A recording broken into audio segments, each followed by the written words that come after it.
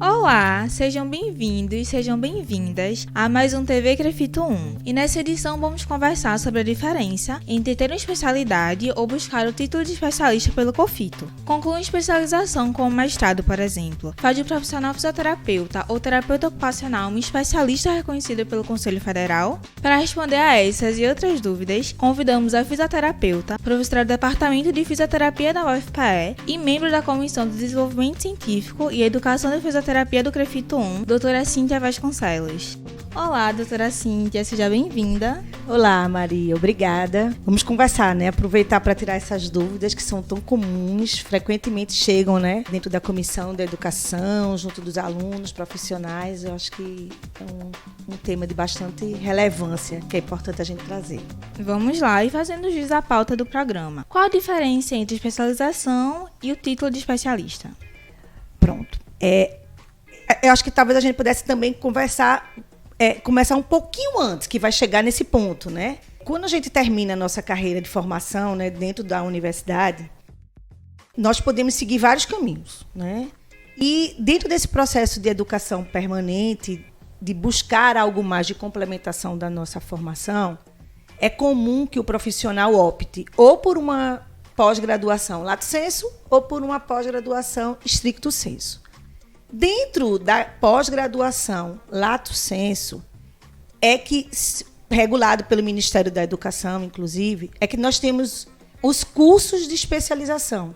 Então, são complementações de temáticas profissionais, tanto da fisioterapia quanto da terapia ocupacional, que vai fazer com que aquele profissional ele possa mergulhar mais nas questões voltadas para o mundo do trabalho. Tá? Então, se é na área, por exemplo, de gerontologia, né, das duas profissões, como eu falei, em 360 horas, esse profissional ele vai ter teoria e prática relacionada àquele assunto.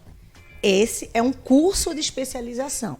Esse profissional ele vai poder se apresentar como eu tenho especialização em tal aspecto, dentro da minha profissão. O título de especialista ele já é diferente, porque o título de especialista ele precisa ser emitido, né? Ele é organizado junto de uma parceria das associações de especialidade junto com o COFITO. E o profissional ele precisa comprovar que ele tem conhecimentos, ele tem competência sobre aquele assunto. Então, ele precisa passar por uma prova escrita, onde ele vai mostrar os conhecimentos teóricos. Após a aprovação, atingindo uma nota mínima, ele vai ter que comprovar que tem experiência clínica, ele trabalha com aquilo dali. Ele faz cursos, né, dentro desse processo de educação continuada dentro daquela área, para que assim seja emitido o título de especialista. Então, esse sim, ele pode se apresentar como sendo especialista em alguma coisa. Então, nem sempre quando a gente vê nas redes sociais, nas apresentações das pessoas, quando as pessoas dizem assim, eu sou especialista em alguma coisa, a pessoa é, infelizmente. Então, é importante que a sociedade perceba essa diferença, inclusive a gente, enquanto profissional também, para que a gente possa fazer essa diferenciação e atribuir valor e autoridade a quem realmente consegue comprovar isso dentro das normatizações que são estabelecidas. E existe um número limite de títulos de especialista? Existe uma resolução, como tudo, né, das nossas profissões, a partir do momento que nós temos um conselho de registro, né, profissional, como o nosso COFITO. Existem resoluções que tratam desse assunto, né? Tem uma resolução que trata, eu acho que é a 377 de 2010. Isso, 2010. Não é isso? Então, todas as dúvidas que nós quisermos saber sobre essa temática, é importante a gente buscar nessa resolução. E lá ela fala, num dos artigos, que o limite são de 2, né, de 2 títulos de especialista, e que é importante também dizer que após eu ter obtido o título de especialista, né, fiz a prova teórica, passei. Apresentei todas as minhas comprovações, que a gente chama de títulos, né? Também atingi a pontuação que era esperada e que sai o meu nome enquanto aprovação, eu preciso ter esse registro, né? Então, se por um acaso eu quiser mais de um, né? 2 eu vou ter que registrar também. Se eu quiser passar para o 3º, eu vou ter que dar baixa de um desses. E aí começam as reflexões. A gente tem uma formação na universidade que ela é generalista. Porque o Ministério da Educação, dentro das diretrizes curriculares nacionais, tanto da fisioterapia quanto da terapia ocupacional, Ele fala de uma formação ser generalista, justamente para dar opção para aquele profissional de escolher qual é a área que ele quer seguir, né, para não limitá-lo. Então, se eu quero fazer um título de especialista, eu quero ter um título de especialista, né, eu quero fazer essa prova, e de repente eu vou fazer numa área de geronto, de idoso, novamente, né, dando esse exemplo. E também quero ir em algo relacionado à área de neurologia, vamos dizer, com ênfase mais na pediatria. Será que essa minha lógica de especialidade vai ter coerência dentro do que eu quero passar? Onde é que elas se juntam? Então, é importante que o profissional, ele, na hora de discernir, ele tenha um pouco de reflexão sobre isso, né? Onde você quer demonstrar realmente autoridade, então é importante que, se vá fazer, se recomenda que a gente tenha áreas afins. E uma pergunta que o público está se perguntando. Agora que eu tenho um título, eu tenho que registrar em algum lugar, no CREFITO, no COFITO, como isso funciona? Eu preciso fazer com que haja um registro e o meio de comunicação que eu tenho junto com o meu Conselho Federal é através do meu Conselho Regional. Então, se minha área de circunscrição na qual eu tenho um registro é o CREFITO 1, né, por eu estar na Paraíba, Alagoas, Pernambuco, Rio Grande do Norte, é no CREFITO 1 que eu tenho que dar entrada para que esse processo ele continue internamente. Da mesma forma, se eu estiver em outro regional. Então, é preciso que sim. Como o processo ele já vem do COFITO, o título de especialista, ele, obrigatoriamente, por essa resolução, deve acontecer essa prova a cada 2 anos. Né? Pode acontecer de ter anual, mas, para isso, é preciso que a associação, da qual aquele título ele tem essa parceria, assuma essa responsabilidade e, normalmente, faz provas, nesse caso de ser anual, nos seus eventos científicos. Né? Então, de repente, aquela associação tem um evento grande o suficiente que comporte... Porque tem toda uma complexidade para que isso aconteça. Né?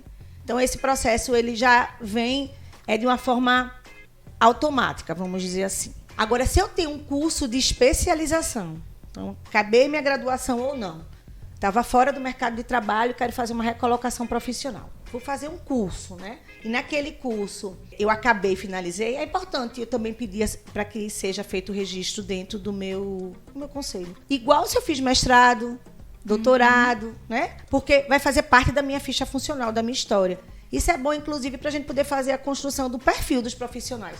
Porque, às vezes, o regional, né, o COFITO, quer saber qual é o perfil do profissional da terapia ocupacional, qual é o perfil do profissional da fisioterapia. Se esse registro não é feito, não tem uma atualização cadastral, isso compromete, né, esse tipo de pesquisa de levantamento de perfil.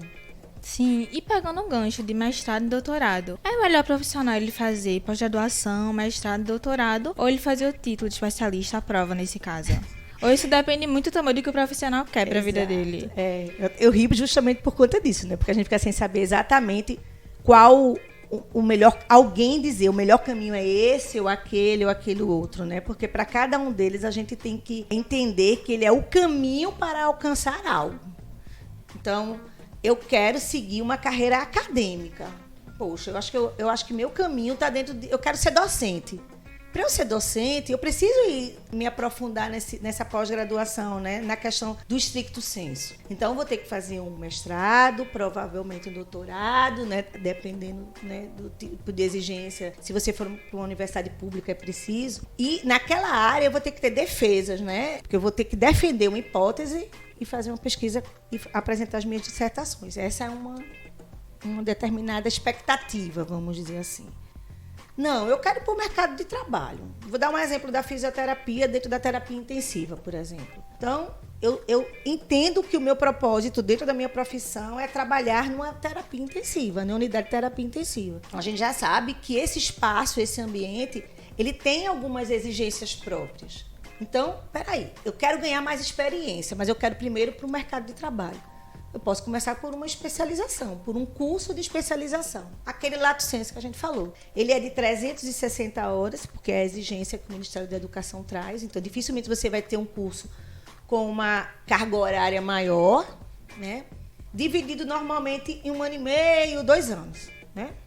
Esse profissional, quando acaba, ele já vai ter um pouco mais de experiência naquele determinado assunto. Mas, para que ele possa entrar na unidade de terapia intensiva, inclusive ter um escalonamento de cargos lá dentro, né, chegar a uma liderança, como ser um responsável técnico, a gente sabe que tem uma resolução, a RTC 7, que faz com que responsável técnico, não é isso? Ele tem o título de especialista, né? Então, se eu quero chegar naquele objetivo, então cada um desses meus passos tem que ser traçados como se fossem degraus, né?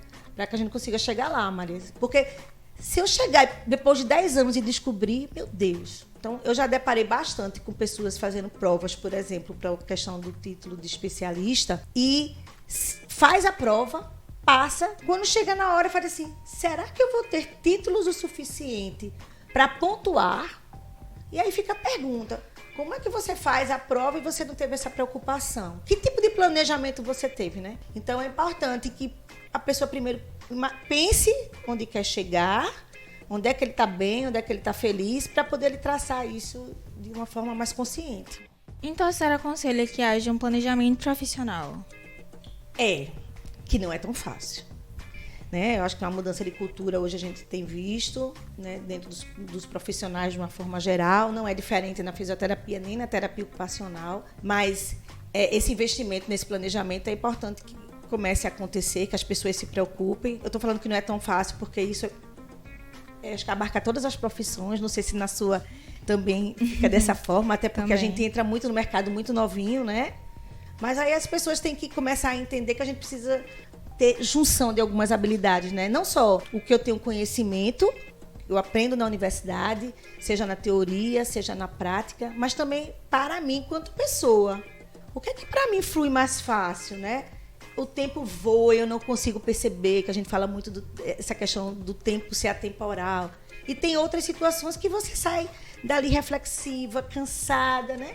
Então, acho que tudo isso precisa ser pontuado. E eu acho que também a gente precisa trazer essa questão socioeconômica, Maria, se for possível, a gente também trazer, porque eu acho que isso impacta, né, também nas nossas escolhas. Essa resolução do COFITO, ela é de 2010, mas eu me lembro bem nessa época que uma das coisas que levou para que ela pudesse ser redigida, pensada, era dar a mesma condição de igualdade, né, para que os profissionais pudessem entrar nesse processo de competitividade.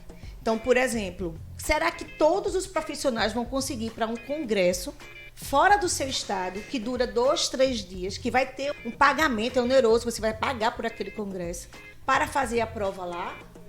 Não. Na hora que o COFITO ele assume essa responsabilidade e de uma forma nacional e leva esse exame para as cidades, né? Tem os pontos de aplicação dessa prova, cobrando uma taxa, isso faz com que o acesso aumente, né? A acessibilidade ficou muito maior, né? Então, isso são pontos que a gente também precisa ver. Então, para a pessoa obter o título de especialista nesse caso, ele precisa pagar essa taxa e comprovar algo que ele já está fazendo no seu dia a dia. Fazer um curso de especialização, ele precisa pagar por aquele curso na maioria das vezes. Então, também nem todo mundo consegue ter esse acesso. Então, uma outra estratégia que as pessoas usam bastante, principalmente recém-formados, é a residência. Que pode ser uma residência de especialidade ou a residência multiprofissional, no qual a fisioterapia e a terapia ocupacional, elas entram muito bem dentro desse contexto, porque na residência a pessoa já é profissional, ela passa mais de 5.000 horas em 2 anos, né? São 60 horas em média de carga horária semanal e ela aprende fazendo. E quanto se ganha em média na residência? A bolsa hoje, a gente está aqui em 2022, né? Ela passa um pouco de R$3.000. Eu não sei o valor exato, mas ela... Então, imagina, para uma pessoa que muitas vezes tem uma condição socioeconômica mais vulnerável, ela vê aí uma possibilidade de aprendizado, de mostrar experiência, porque ela vai para um determinado serviço de saúde, né? Ele vai estar lá. E ainda tem a remuneração. Então, quando acaba os 2 anos, ele pode se submeter a um título de especialista, entendeu? Então, são estratégias que é importante vocês verem. Eu já vi programa de residência que, ao final, há uma junção com o mestrado profissional. Então, a pessoa sai com 2 títulos. Então, assim, as oportunidades, elas existem, mas a gente precisa tentar buscá-las, né? E eu acho que tentar acompanhar as notícias que são trazidas através dos conselhos profissionais, acompanhar as discussões, sejam elas técnicas, políticas, que acontecem nas associações, eu acho que elas são estratégicas, para fazer com que esse profissional já entenda um pouco da rotina da área que ele quer, né, trabalhar, e assim ele ir se planejando. Então, eu acho que essa é uma das dicas, né? Se aproxima dentro dos nossos órgãos, né, das nossas representações. Eu acho que isso é muito importante. E parabéns por esse enquadramento econômico, porque realmente é uma realidade, né, que a gente tem que falar, tem que ver. Exatamente. Deixa eu dar um exemplo agora. Eu sou um profissional que eu trabalho muito com idosos. Eu posso dizer que eu sou especialista nisso, mesmo sem ter a parte acadêmica dos estudos ou ainda o exame do COFITO? Não deve, não pode. E por que não pode? Porque, a não ser que você tenha feito o título. Você não fez o título. Não fiz o título. Mas você já está há 15 anos, vamos dizer, trabalhando com idoso de 7 horas da manhã às 7 horas da noite, por exemplo. Não. Você não pode dizer que é especialista, porque você não tem o título que te atribui isso. O que você pode falar é que você tem experiência clínica nos atendimentos desse público, né? O meu perfil de atendimento é tal. Hoje a gente fala muito também sobre essa questão da necessidade que um profissional tem de demonstrar os resultados do exercício, né, profissional, para mostrar a qualidade do serviço. Então, se você é um profissional que é preocupado nessa esfera, você pode até chegar, né? No meu público, eu alcanço tantos % dos resultados dos objetivos que eu planejo. Você pode se valorizar de outras formas. Agora, usar termos, títulos, atribuir a si mesmo, sem tê-los, não pode, porque você vai estar... É como se fosse uma alteração da tua identidade. E o que é que pode acontecer? Alguém sabendo disso, né, um outro profissional identificando, pode até achar que é uma concorrência desleal nesse processo. Isso seria legal? Não, né? Não seria legal. Então, a gente pode começar a pensar nessa questão ética dentro desse processo. Então, é importante que todo mundo entenda que tem espaço para todos, né? Porque, veja, pode ter o contrário, não pode, Maria? Por exemplo, um profissional que tem um título de especialista, porque ele conseguiu passar numa prova, ele mostrou que trabalha na área e faz capacitações constantes de atualizações. Mas ele não pode não ter uma agenda cheia de pacientes e pode não ter uma resolutividade alta dentro do que faz, comparado com o outro. Não pode acontecer? Pode acontecer. Então, ele não vai poder dizer que tem os resultados tão bons. Então, assim, se a gente começa a entender melhor o que é cada coisa, o conceito de cada coisa, todo mundo vai conseguir demonstrar o que é bom, sendo que respeitando os limites éticos, principalmente. Doutora Cíntia, a conversa está muito boa e para encerrar, eu vou fazer só mais uma pergunta, mais que uma pergunta de ouro. Quais as dicas a senhora dá para como escolher a especialização ideal? A afinidade tem a ver com isso? Tem. A afinidade tem a ver com isso, porque tem a ver com como é que eu me sinto, né, dentro desse processo. A gente falou um pouquinho no início, Maria, não é tão fácil que você possa chegar e fazer um teste, marcar, e aquilo ali vai ser uma garantia que eu vou ter um sucesso. Lembrando também o que é que a gente pode entender por sucesso, não é? Eu posso ter toda uma formação minha e, para mim, o sucesso é eu trabalhar num resort, numa praia, numa pousada, e aquilo ali está suficiente, eu estou feliz, eu tenho um sucesso naquela área. Como outras pessoas podem achar que ter sucesso é ter uma conta bancária, ter uma remuneração mensal imensa. Então, essas respostas elas precisam realmente ser respondidas individualmente. Eu acho que essa afinidade ela precisa ser valorizada, precisa ser bem trabalhada para que o profissional ele consiga juntar todos esses fatores. Então, assim, eu trabalho isso muito com meus alunos, né? Você falou, sou professora. Eu gosto de trabalhar bastante essa questão da pessoa entender que a questão da vida profissional, ela precisa estar numa junção da vida pessoal, da qualidade de vida que ela vai ter, né? Como se fosse uma verdadeira roda aí nesse contexto para a gente poder ver. E levantar em todos os aspectos. Então, se do ponto de vista de remuneração que eu vou ter numa área X não vai ser compatível com o que eu imagino do que me traria felicidade para a minha vida pessoal, por exemplo, eu vou ter que planejar para fazer essa especialização ou buscar uma capacitação ou buscar esse título de especialista de uma forma que eu consiga chegar naquilo dali, né? Então, esses pontos todos, eles precisam ser trazados. Então, a dica que eu teria talvez seja, que eu estou aqui tentando pensar, mas eu acho que a dica seria autoconhecimento. Ótima. Vamos olhar para dentro um pouquinho, dentro do autoconhecimento, para conseguir saber para onde a gente quer ir, onde eu quero chegar lá, né? Doutora, muito obrigada pela entrevista. Ela foi ótima, muito esclarecedora. Eu que agradeço.